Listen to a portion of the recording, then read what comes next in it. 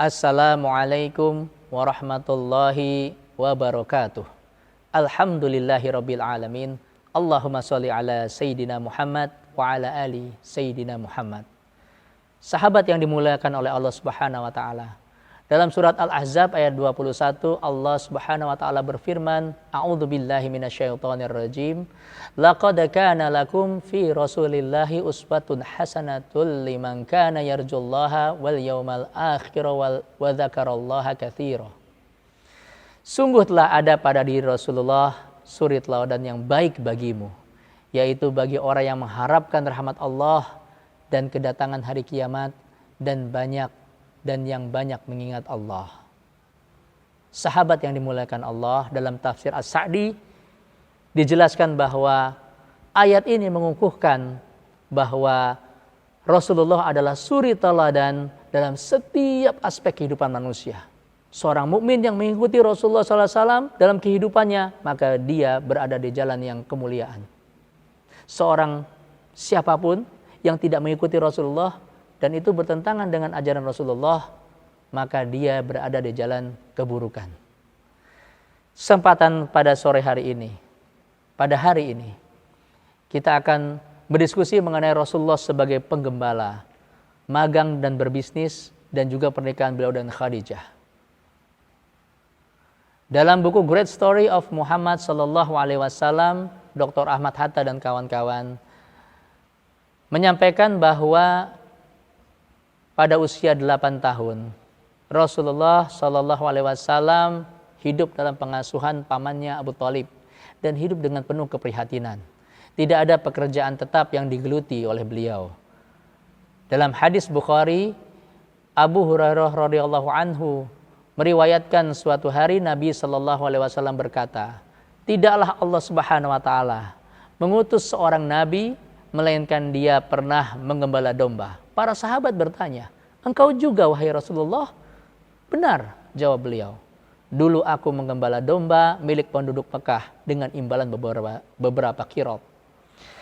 Dari kisah Rasulullah kecil menggembala domba, bisa kita ambil pelajaran para sahabat, bahwa tidak boleh umat Islam itu rapuh, ringkih, menyerah pada kondisi dirinya. Dalam keadaan sulit, Muhammad kecil melakukan menggembala domba dengan imbalan kecil hanya beberapa qirab. Dan umat Islam jangan malu, jangan sungkan, jangan canggung untuk menjalankan profesinya walaupun profesi itu dipandang sebelah mata oleh masyarakat. Profesi itu halal, laksanakan dengan sebaik-baiknya. Dicontohkan oleh Rasulullah SAW. Tuh. Lakukan profesi kita, baik sebagai apapun yang halal, dengan penuh kesungguhan, amanah dan kesyukuran. Kemudian pada Ar-Rahiqul Maktum karya Safiur Rahman Al-Mubarakfuri dijelaskan bahwa usia 12 tahun Nabi mulai belajar berdagang bersama pamannya Abu Thalib ke negeri Syam. Dalam menggeluti profesinya sebagai pedagang, Nabi tidak hanya sekedar mencari nafkah, tapi beliau membangun reputasi akan keadilan dan kejujurannya, membangun ketinggian akhlaknya, menunjukkan ketinggian akhlaknya, menunjukkan ahsannya dalam melayani para pelanggan. Dan ini menjadi buah bibir bagi masyarakat tentang keunggulan beliau sebagai pedagang dan membuat Khadijah tertarik, seorang saudagar kaya raya Khadijah, tertarik untuk mengajak beliau bekerja sama. Akhirnya pada usia 25 tahun, Rasulullah SAW berdagang ke Syam, menjalankan barang dagang milik Khadijah. Sepulang dari Syam, beliau membawa keuntungan besar yang berlipat ganda dan ini membuat terpesona Khadijah. Terbukti keunggulan beliau. Ibrah dari Rasulullah berbisnis adalah, wahai para pebisnis, wahai para pedagang, jadilah pebisnis yang jujur, jadilah pebisnis yang adil, yang ahsan dalam melayani pelanggan. Dengan demikian, reputasi kita akan meningkat. Tentunya di sisi Allah Subhanahu wa taala itu yang paling penting. Kemudian reputasi di hadapan manusia juga meningkat sehingga manusia memberikan kepercayaan kepada kita dalam perdagangan. Dan juga Anda yang karyawan, jadilah karyawan yang jujur, jadilah karyawan yang adil, ahsan dalam bekerja. Kemudian Rasulullah SAW menikah dengan Khadijah. Dengan reputasi beliau itu dan keberhasilan beliau berdagang ke Syam, Khadijah mendapatkan informasi dari Maisarah, yaitu pelayan Khadijah yang bersama Rasulullah, menemani Rasulullah berdagang ke Syam. Maisarah melaporkan kepada Khadijah betapa unggulnya akhlak, kredibilitas Rasulullah begitu terbukti, sehingga Khadijah meminta bantuan Nafisah binti Munyah untuk menemui beliau untuk mau menikah dengan beliau.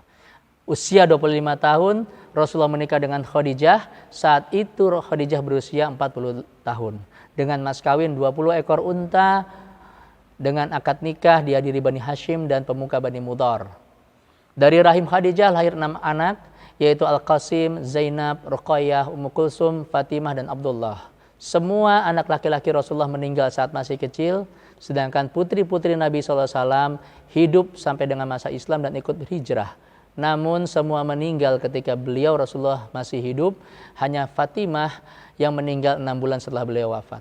Ibrah menikah dengan Khadijah adalah, yang pertama, keinginan Khadijah, seorang wanita terhormat, pedagang besar kaya raya, reputasinya sangat dipandang oleh masyarakat sebagai wanita baik-baik dan terhormat, begitu tertarik untuk ingin menikah dengan Rasulullah SAW. Ini menunjukkan tingginya kualitas pribadi beliau dan kemuliaan akhlak beliau. Kemudian bukan suatu kesalahan dan bukan suatu yang memalukan jika seorang wanita solihah menampakkan keinginannya untuk menikah dengan laki-laki yang soleh. Kemudian ibrah selanjutnya, pernikahan antara Nabi dan Khadijah adalah takdir Allah Subhanahu wa taala.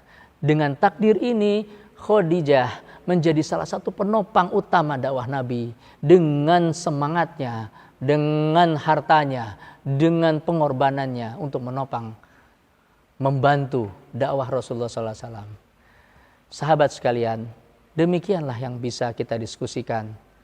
Semoga segala lini kehidupan Rasulullah bisa kita jadikan pelajaran dan kita bisa amalkan dalam kehidupan kita sehari-hari. Semoga Allah juga memuliakan kita, meningkatkan derajat kita di sisi Allah Subhanahu wa taala.